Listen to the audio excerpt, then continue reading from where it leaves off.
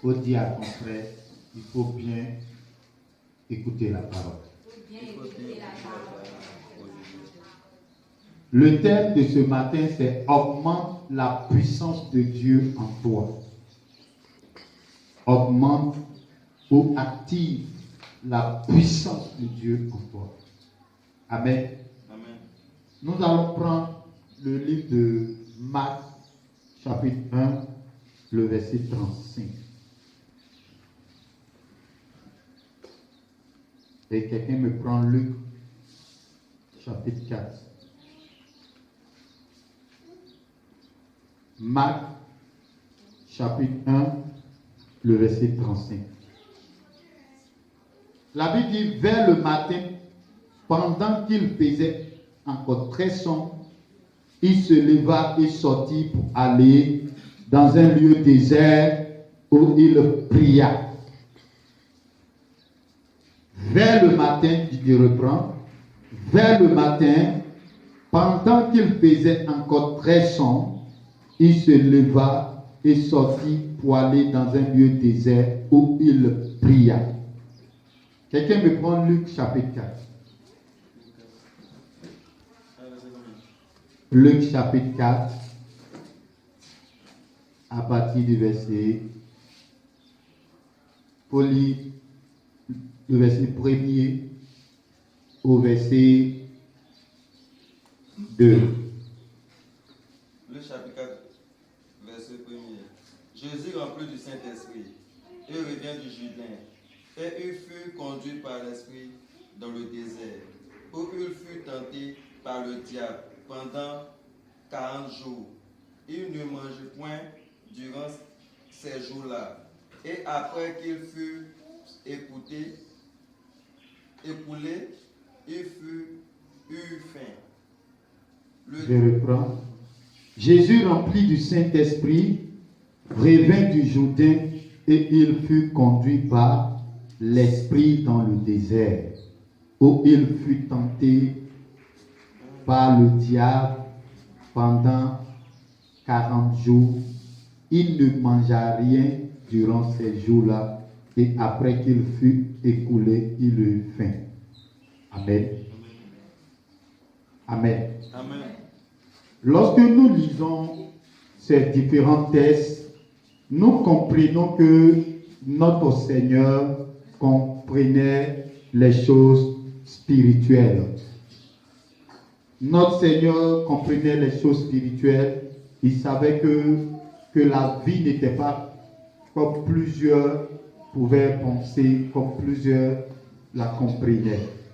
Jésus savait que dans ce monde, s'il n'avait pas la puissance, dans ce monde, s'il n'avait pas l'autorité, dans ce monde, s'il n'avait pas la capacité, il ne pouvait pas dominer, il ne pouvait pas régner. Et le thème nous dit, augmente la puissance de Dieu en toi. Alléluia. Donc Jésus-Christ, le Seigneur, notre Seigneur, il savait que pour dominer dans ce monde, il fallait qu'il soit puissant. Il fallait qu'il soit une personne puissante. Comment augmenter la puissance de Dieu en nous? Comment un homme peut augmenter la puissance de Dieu en lui? Et la Bible nous donne ces paroles pour dire que pendant la nuit, pendant qu'il faisait encore très sombre, Jésus va se retirer dans le désert. Jésus va se mettre à prier. Jésus va se mettre à activer la puissance de Dieu en lui. Jésus va se mettre à prier pour dire au Père que la puissance doit être ranimée. Il va se mettre à prier pour dire qu'il a besoin encore d'être rechargé. Qu'il a besoin encore d'être rechargé. Bien-aimé, le monde dans lequel nous sommes est un monde où si tu es distrait, où si tu es léger, l'ennemi va détruire ta vie. Peut-être qu'aujourd'hui nous sommes en train de parler, beaucoup ne comprennent pas. Mais si tu continues comme ça, les gens qui vont venir, tu seras surpris. Et plusieurs personnes ont été surpris. D'autres ont été surpris. Même des hommes de Dieu ont été surpris. Des chrétiens ont été surpris. des servants, des serviteurs de Dieu, des enfants de Dieu ont été surpris parce qu'ils ont négligé d'activer la puissance de Dieu en eux. Ils ont négligé d'augmenter la puissance de Dieu en eux. Et ce qui a fait que l'ennemi est rentré dans leur maison, l'ennemi a détruit des vies, l'ennemi a pioché dans leur maison, l'ennemi a détruit certaines vies, d'autres ont perdu leur mari, d'autres ont perdu leur femme, d'autres c'est leurs enfants qu'ils ont perdus parce qu'ils étaient distraits. Ils pensaient que le monde est comme ce qu'eux ils pensent. Ils pensaient que le monde est ce qu'eux ils pensent. Ils pensent que le monde c'est la belle vie, le monde c'est aller au travail, c'est revenir à la maison, le monde c'est chercher l'argent et puis s'asseoir chez eux à la maison. Alors que les mystiques comprennent d'autres choses que toi tu ne comprends pas. Alléluia. Amen. Jésus, sachant ces choses, il savait que les pharisiens étaient là. Il savait que c'était les détenteurs de la loi. Il savait que les sadducéens étaient là. Il savait que ces personnes étaient là. Plusieurs personnes étaient là. Et Jésus, pour qu'il puisse avoir la parole, pour qu'il puisse avoir l'autorité, l'audace, il fallait qu'il se prépare. Il fallait qu'il cherche la face de Dieu. Il fallait qu'il cherche la face du Père. Alléluia. Amen. Alléluia. Amen. Gloire à Jésus. Amen. Lorsqu'il est venu, il parlait du Père. Donc il fallait qu'il parte vers le Père pour dire, Père, j'ai besoin d'être rechargé. J'ai besoin de la puissance. J'ai besoin de l'autorité. Et lorsque nous lisons le livre de Marc chapitre 1, le verset 35, la Bible dit que Jésus était allé dans le désert. Bien-aimé, quel est le temps que tu disposes pour que tu sois embrasé de la puissance de Dieu? Même lorsqu'on dit, venez dans la puissance de Dieu pour la prière, plusieurs voient ça comme c'est des futilités. Mais demain, tu me donneras raison. Demain, tu vas me donner raison. Au moment où tu vas commencer à courir, chercher, c'est là que tu vas comprendre que la vie n'est pas comme ce que toi tu penses. La vie n'est pas charnelle. La vie est d'abord spirituelle avant de devenir charnelle. Si quelque chose doit arriver dans le physique, c'est parce que dans le spirituel, la chose est déjà produite. Donc la vie n'est pas charnelle. La vie est spirituelle. Alléluia. Alléluia. Trop de plaisanteries maintenant. Des enfants de Dieu qui prient, on dirait qu'ils sont en train de plaisanter. Des enfants de Dieu qui gèrent et qui plaisantent. Alléluia. Tu gères, tu es sur Facebook, tu gères, tu es en train d'envoyer des textos. Tu gères, tu pries. Quelqu'un qui prie, il dit qu'il est en train de prier, de parler avec le grand Dieu. Et puis son portable à côté. Quand ça sonne, il décroche un peu. Quand ça sonne, il décroche un peu. Bien aimé, si tu continues comme ça, quand le diable va te frapper, parce qu'il va s'arranger à ce que tu ne te lèves plus. Alléluia. Ce matin, Dieu m'envoie te dire d'augmenter la puissance. Une personne qui est distraite ne peut pas augmenter la puissance en elle. Une personne qui est distraite ne peut pas être enflammée par la puissance de Dieu. Parce que Dieu n'aime pas les plaisantins. Si le Dieu que tu dis tu sais là, si tu ne le connais pas, il n'aime pas les plaisantins. Il n'aime pas la plaisanterie. Alléluia. Dieu aime des gens qui sont sérieux. Dieu aime des gens qui prennent soin de ce qu'il leur donne. Dieu n'aime pas les gens qui plaisantent. Amen. Donc Jésus comprenait ces choses. La Bible dit que le Seigneur priait pour les malades. Il chassait les démons. Mais ça ne l'empêchait pas de se retirer et puis de continuer de prier. Pour se recharger. Pour ranimer la puissance en lui. Bien-aimé, où tu es assis, tu es assise, tu as besoin de plus de puissance. Pendant que nous parlons, les satanistes sont en train de faire des sacrifices pour augmenter de puissance. toi aussi, tu dois faire aussi des sacrifices pour augmenter de puissance. Et quel est le sacrifice que Dieu te demande de faire? C'est la prière, c'est le jeûne, c'est la parole que tu médites. C'est d'être dans la présence de Dieu, en train de chercher le Seigneur, disposer du temps pour prier, disposer du temps pour chercher la face de Dieu, pour dire Seigneur, ma vie ne doit plus continuer comme elle l'est. Et tellement que toi-même tu te sens vide, souvent même Dieu ouvre tes yeux, où tu es en train de te battre, où tes ennemis sont en train de te gagner, de prendre du terrain. Tu envoies le feu, et puis tu vois que celui vers qui tu envoies le feu se remue, et puis il commence à se moquer de toi. Parce que, bien-aimé, tu n'es pas rempli de la puissance de Dieu. Et si tu n'es pas rempli de la puissance de Dieu, ce matin, Dieu me demande de t'interpeller, d'être rempli, de le chercher, d'augmenter la puissance en toi, dans la prière, dans le moment de jeûne. C'est pourquoi la semaine qui vient est une semaine de jeûne. Les 2 semaines qui viennent sont des semaines de jeûne pour toute l'Église. C'est pourquoi tu dois observer ce moment de jeûne pour augmenter la puissance dans ta vie. Parce que les satanistes sont en train de se préparer pour voler les destinées. Bien-aimé, tu es dans un quartier. Tu regardes autour de toi. Les autres sont en train de prospérer. Mais toi, tu fais quoi pour prospérer? Tu fais quoi? Et tu t'en rends compte que chaque fois, tu reviens toujours à la case du départ. Mais il y a des mystiques qui sont là, il y a des sataniques qui sont là, qui voient des choses. Donc quand ta bénédiction doit venir, et ils capturent ça. Et puis toi, tu es là, tu souffres. L'argent tombe dans ta main. Mais tu t'en rends compte que cet argent-là, tu ne sais pas où c'est passé, c'est fini. Parce que avant que ça n'arrive dans ta main, dans le spirituel, les satanistes, les mystiques ont déjà récupéré ça. Toi, ce qui est tombé dans ta main, c'est comme si c'est le vent qui est dans ta main comme ça, et puis tu dépenses. Tu ne peux rien faire avec. Et tu penses que si tu continues comme ça, tu vas t'en sortir. Il faut te détromper. Alléluia.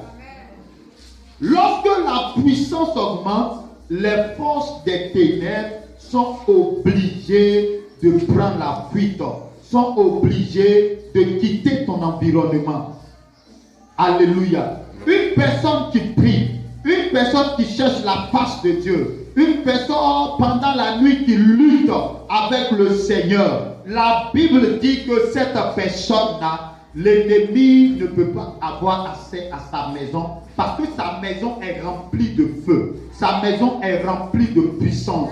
Donc l'ennemi ne peut pas venir s'asseoir sur sa maison et puis ne pas être brûlé. Donc pour ne pas qu'il soit brûlé, il va passer très loin de ta maison. C'est pourquoi ce matin, je suis en train d'exhorter un enfant de même ça à s'engager dans la prière. Je suis en train de te dire de t'engager dans la prière de nuit. La Bible dit Jésus priait la nuit, tard dans la nuit, pendant qu'il ne faisait pas encore jour, il se levait pour prier dans le but de posséder la nuit, de posséder le jour. Jésus-Christ, notre Seigneur, celui qui est venu mourir à la croix de Golgotha pour payer le prix de l'humanité, celui qui est ressuscité d'entre les morts, savait ces choses et il te dit de prier sans cesse, de chercher la face de Dieu sans cesse, de l'invoquer sans cesse pour que tu demeures victorieux, pour que tu demeures victorieuse. Alléluia. En réalité, un enfant de Dieu et un enfant du diable, il n'y a pas match. Mais d'où vient-il que l'enfant de Dieu marche dans la peur, dans la crainte, dans le stress? C'est parce que l'enfant de Dieu refuse de se recharger, refuse d'augmenter la puissance de Dieu en elle. D'autres se disent, moi je suis encore petit. D'autres se disent, je suis encore jeune. D'autres se disent, je vais faire ma jeunesse. D'autres se disent, je vais faire ceci. Au moins, tu te rends compte, tu as vieilli et puis tu n'as rien fait dans la vie. Alléluia. La peur que tu manifestes prouve que tu es faible spirituellement. Si chaque jour tu as peur, chaque jour c'est toi que les démons visitent dans les rêves, cela prouve que tu es faible spirituellement. Et ce matin, Dieu me charge de te dire d'augmenter la puissance en toi.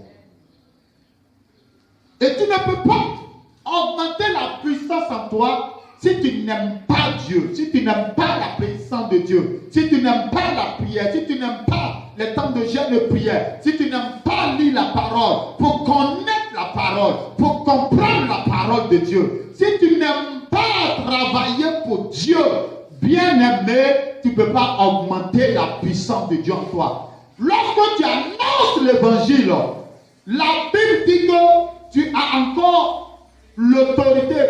Parce que pendant que tu annonces l'évangile, il y a la puissance de Dieu pour l'évangile également qui descend dans ta vie. Plusieurs sont négligents. Plusieurs sont légers. Et ils pensent qu'avec ça, ils peuvent construire une vie. Et trompez-vous. Alléluia. Le sommeil que tu éprouves montre que tu dois augmenter la puissance. Si tu veux prier net, tu dors. Cela prouve que tu es très, très, très loin. Parce que souvent vous dites, Seigneur Jésus, viens m'aider. Quoi? Donc parce que Dieu va descendre comme ça, et puis va venir les aider comme ça. Non, j'ai invoqué le nom de Jésus. Le nom de Jésus doit avoir de le feu dans ta vie lorsque tu es en communion avec lui. Si tu n'es pas en communion avec lui, l'ennemi va te frapper et puis ça ne va pas aller quelque part. Alléluia. Amen. Gloire à Jésus. Amen. Les blocages, les maladies, les fatigues qui sont dans ta vie, cela prouve que tu es très faible spirituellement. Donc ce matin, si tu es venu, tu dois augmenter de puissance. Nous allons essayer de te secouer un peu. Mais cela ne veut pas dire que ça s'arrête ici. Mais quand tu vas aller chez toi, tu dois continuer. Parce que c'est une chose que tu dois faire chaque jour. Chaque jour, te rapprocher de Dieu dans la prière. Chaque jour, chercher la face du Seigneur. Aujourd'hui, quand je suis là, je me demande si les hommes de Dieu, réellement qui sont là, se disent réellement qu'ils ont des disciples ou bien qu'ils ont des fils même. Parce qu'aujourd'hui, quand on regarde dans nos églises là, il n'y a pas de vrais chrétiens. Il n'y a pas de vrais fils. Il y en a, mais ils sont parce que les gens qui sont dans les églises aujourd'hui là, c'est grave. Quand on remarque, on voit que beaucoup n'aiment pas Dieu. Même prière, c'est problème. Gêner, c'est problème. Évangéliser, c'est problème. Ah, donner son argent, là même tu les as tués. C'est grave. C'est grave. Et si vous continuez comme ça, si l'église continue comme ça, les sataniques vont dominer. Les mystiques vont dominer. Les méchants vont continuer de dominer les justes. Les méchants vont occuper les postes les plus élevés. Et puis toi, tu seras là, rien. Misérable. Tu es obligé de t'entamer.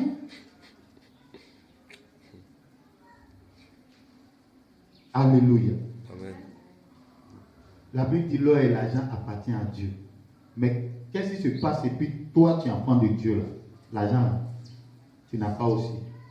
Parce que tu poursuis ça. Chaque jour tu cours, tu vas, tu viens, mais rien. C'est parce que tu n'es pas rempli de puissance. Tu n'as pas augmenté la puissance encore. Puis, de se croire, plusieurs sont des rebelles, désobéissants. D'autres même réfléchissent comment même ils vont faire du mal à leur leader. Donc, une telle mentalité, ça veut dire que Satan t'attend là-bas. Quand tu arrives chez toi à la maison, là, parce que la mentalité que tu as là, ça ouvre les portes dans toi-même, ta propre vie, et puis Satan va te chicoter. Alléluia. Ce matin, Dieu t'appelle à la prière. Ce matin, Dieu t'appelle à la prière. Tu dois briser les bras de tes détracteurs.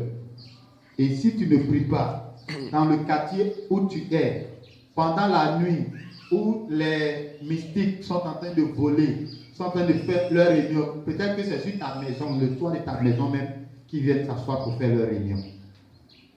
Et puis toi, tu es là, tu te réveilles pas, tout mon corps me fait mal. Et puis dans ça, tout son corps lui fait mal. Seigneur, vraiment, je suis en retard. Et tu prends la route, tu t'en vas. Bien-aimé, ça ne fait pas rire. Moi, pendant que je suis en train de faire ça me fait mal. Parce que je me dis quoi? Tu as accepté Jésus et puis tu te comportes comme si tu n'as pas Jésus. C'est grave. C'est grave. Depuis que tu as acheté ta propre Bible, tu as lu combien de livres dans la Bible? Tu as ta Bible qui est dans ta main. Ça fait peut-être 3 ans. Mais tu n'as même pas encore fini même de lire la totalité même du Nouveau Testament. Pour dire non, tu vas lire l'Ancien Testament également. Rien. Et puis toi aussi tu te fais appeler chrétien. Toi aussi tu te fais appeler enfant de Dieu. C'est grave. Enfant de Dieu là, c'est pas du nom. Ça doit se passer dans les actes. Tu n'es pas capable de lire ta Bible, de lire la parole de Dieu, pour avoir la pensée de Dieu. Et puis tu veux prospérer. Et puis tu veux aller de l'avant. Et puis tu veux dominer. Tu vas passer où?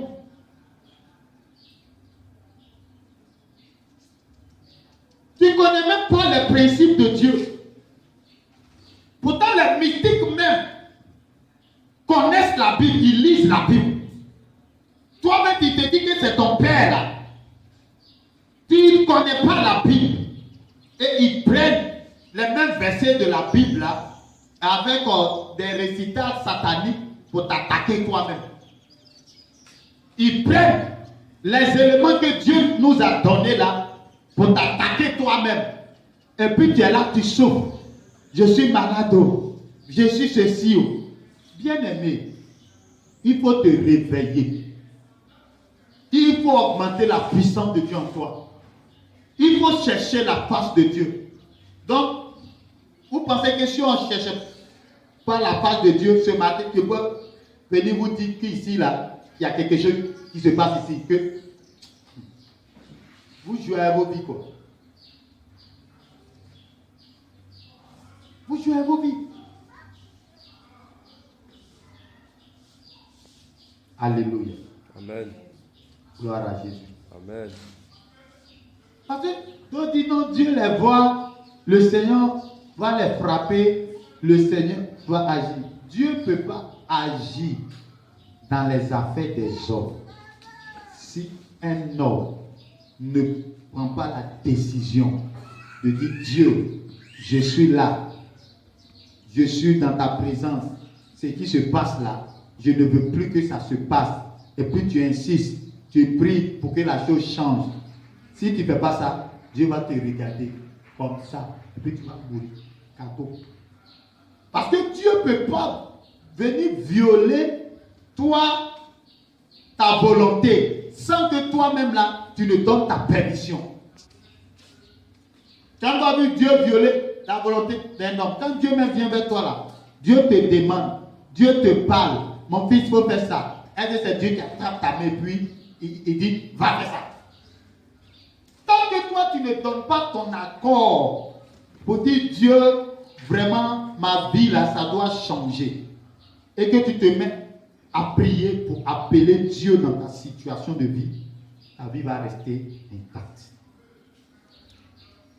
Or, Si quelqu'un commence à prier pour dire Dieu, ça là doit changer, ce qui veut dire que Dieu maintenant vient te donner l'autorité pour ça, la puissance pour ça, parce que tu es en train de prier le Seigneur. Or, si tu ne pries pas, bien aimé, les choses ne vont pas changer. Alléluia. Si tu me suis, fais ça. La Bible dit que les cieux sont les cieux de l'Éternel, mais Dieu a donné la terre aux fils des hommes. C'est pourquoi vous allez voir, si dans un endroit, Dieu veut délivrer un lieu, c'est qui Dieu envoie? Hein? C'est qui? Un homme. Un homme. Dieu envoie un homme pour aller délivrer le lieu. Et cet homme-là, c'est son serviteur. Donc, tant que toi, tu n'as pas décidé que des choses doivent changer dans ta vie, que l'ennemi ne doit plus te dominer, et que tu vas te lever pour que Dieu maintenant s'appuie sur toi pour dire que ma fille dit que les choses doivent changer, ou bien mon fils dit que les choses doivent changer, ça va rester comme ça.